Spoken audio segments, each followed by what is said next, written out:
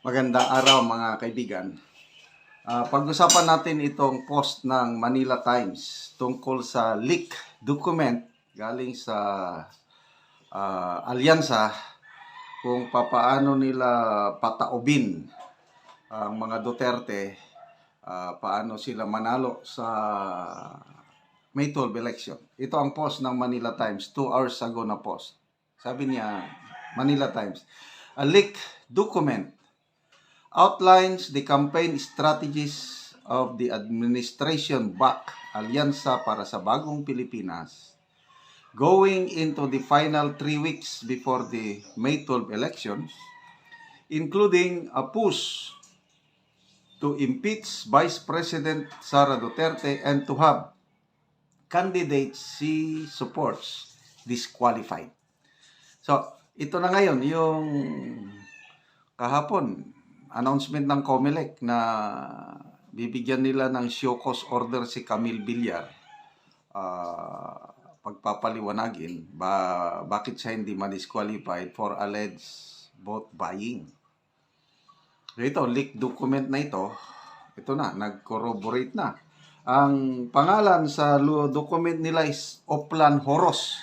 Ito, nakuha ng Manila Star sa kanilang source sa loob ng alyansa. So ito, exclusive news ng Manila Times. Leaked paper lays out full attack plan. Paano nila atakihin ang Duterte na kampo?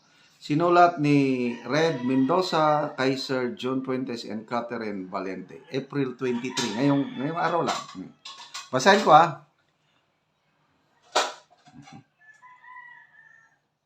Nako, nagkaroon na.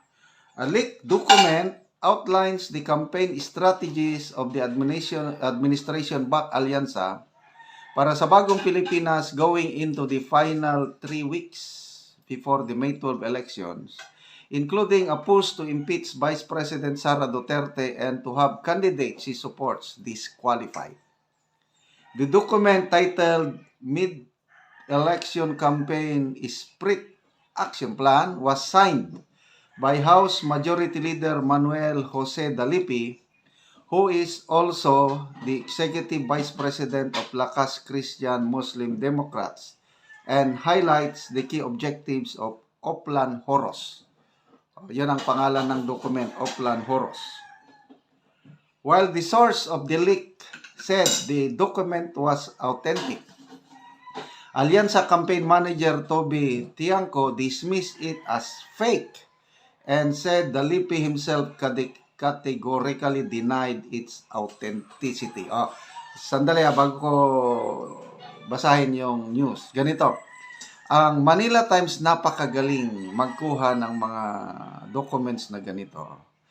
Tignan nyo yung pag-disband sa Vice President Protection and Security Group. Hindi natin alam yun eh. Manila Times nakakuha ng document, ipinablish niya o napilitan ng AP nagpaliwanag. Hindi daw na-disband, kundi na-reorganize lang yung Protection and Security Group ni VP Sara.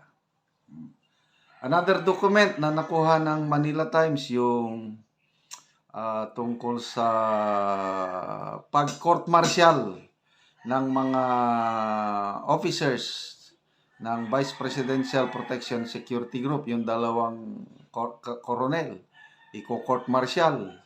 Yun, nakuha rin ng Manila Times na document. Kaya saludo ako sa galing ng Manila Times sa mga sources nila sa loob. Okay. So, authentic daw ang Oplan Horos, sabi ng source. Kaya lang, sabi ng alyansa, fake daw. Anyway, that's part of the game. Fake daw. Okay. Ito ang sabi ni Tiangco, yung campaign manager ng alyansa. I am not aware of this. First time I've seen this document. Called up Manix Dalipi, he said, that's fake. Tiangco told Manila Times in a text message. So, madali naman lang magsabing fake. Bahala na ang taong bayan kung alin ang paniwalaan. Ang Manila Times ba na sinasabing authentic o ang alyansa nagsasabing fake. The document said President Ferdinand Marcos Jr. continues to be attacked and smeared by the evil forces of former President Rodrigo Duterte, who is detained in The Hague awaiting trial for crimes against humanity.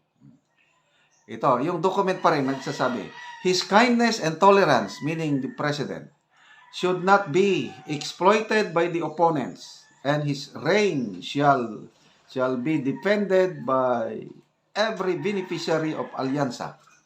According to the President's instructions, Lakas CMD will continue to advance the Oplan Horos as a staunch ally to maintain the Alyansa's advantage post-midterm elections.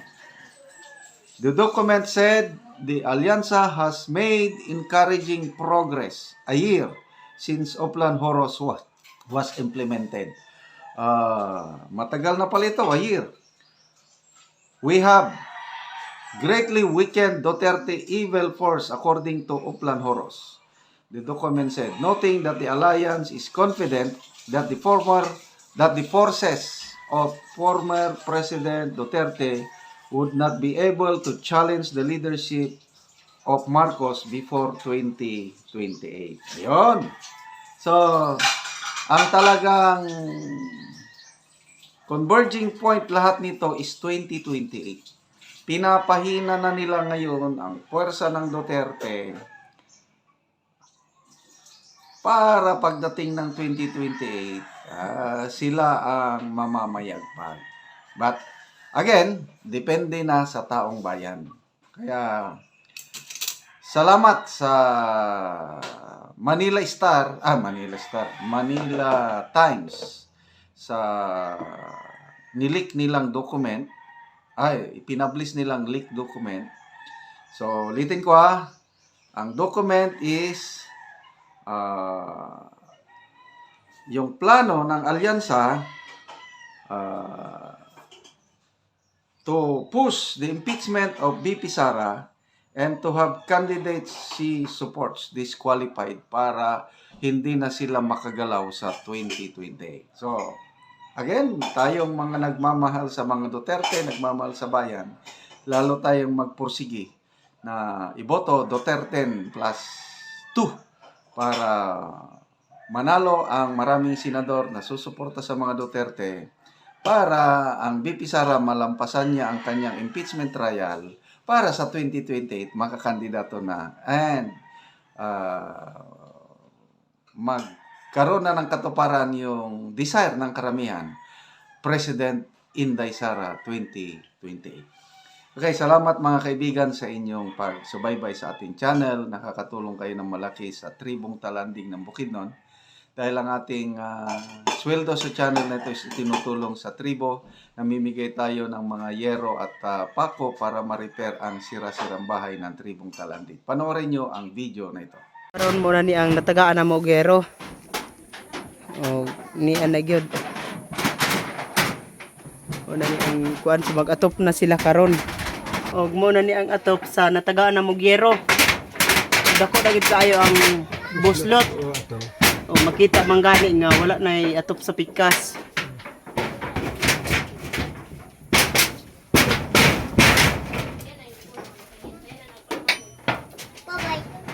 Pila na din ni katuig? 15. Ikan na di sa mambong. Oh. Sityo. Oo. Nagibalhin na mo dire. Oo. Na sana mag-reply ba na pinapit na namo. Oo, gapid-apid na. Sarap na dito. Election dito. Oo. Bakit magyong nga ba election dito? Oo, 15 sa tabang. 15 na ni siya katuig. Oh, 15 na gyud. Sinanin ang itsura. Yung tumpahan mo balik na gani ko. Oo.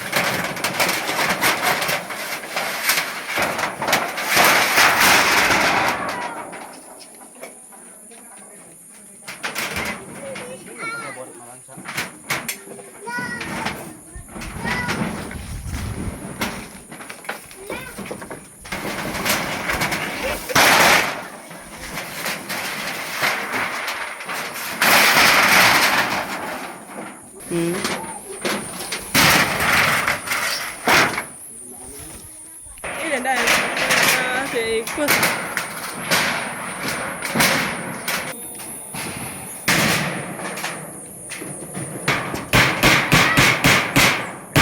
O karon unsa inyong ika-istorya nga maayo nang inyong atop oh. Anindot na. Salamat sa Ginoo kay nagtanaw sa video. Salamat sa Ginoo. Tanaw sa video. Nga ka. Salamat kay natagam mi sa panalangin sa Ginoo nga matagan mi sin. Lagi nga. Salamat sa naghatag. Oo. Sa umuha. Ayun ta nga magbanturangan pa mi. Sige, salamat pod.